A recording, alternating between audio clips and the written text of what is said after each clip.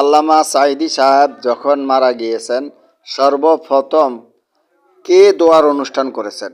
সর্বপ্রথম দোয়ার অনুষ্ঠান করেছেন আল্লামা মুফতি ফয়জুল করিম সাহেব চরমোনাই। তিনার মসজিদে হাজার হাজার ছাত্র নিয়ে, জনতা নিয়ে সাঈদী সাহেবের জন্য দোয়া করেছেন, কান্দাকাটি করেছেন সাঈদী সাহেবের মাগফিরাতের জন্য। সাঈদী সাহেব হুজুর যখন ইন্তেকাল করেছেন, আপনারা কি বলতে পারবেন সর্বপ্রথম দোয়ার আয়োজনটা ওনার কোথায় হয়েছিল? হয়তো আপনাদের জানা নেই, আমরা তা খুব খেয়াল করেছি।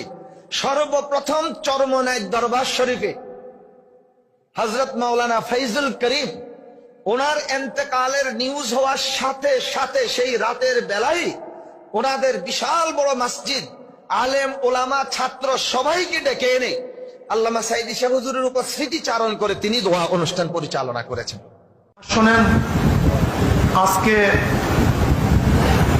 হযরত মাওলানা দিলওয়ার হোসেন সাঈদী সাহেব রহমতুল্লাহ আলাইহি উনি দীর্ঘদিন জেলে থাকার পরে আজকে তিনি আল্লাহর ডাকে সাড়া দিয়ে দুনিয়ার থেকে বিদায় হয়ে গেছেন। ওনার রুহের মাগফিরাতের জন্য একবার সূরা ফাতিহা, 3 বার সূরা ইখলাস করি।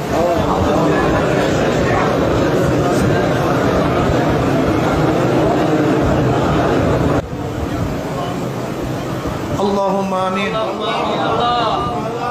আল্লাহ হযরত মাওলানা দিলওয়ার হোসেন সাঈদী সাহেবের জিন্দেগীর সমস্ত গুনাহ খাতা মাফ করে দাও। আল্লাহ ভুল ত্রুটি ক্ষমা করে দাও। তার পরিবার পরিজনকে ধৈর্য ধারণ করতে তৌফিক দাও। তার মাকামকে জান্নাত में बुलंद করে দাও। আল্লাহ আমাদের তওবাকে কবুল করে নাও।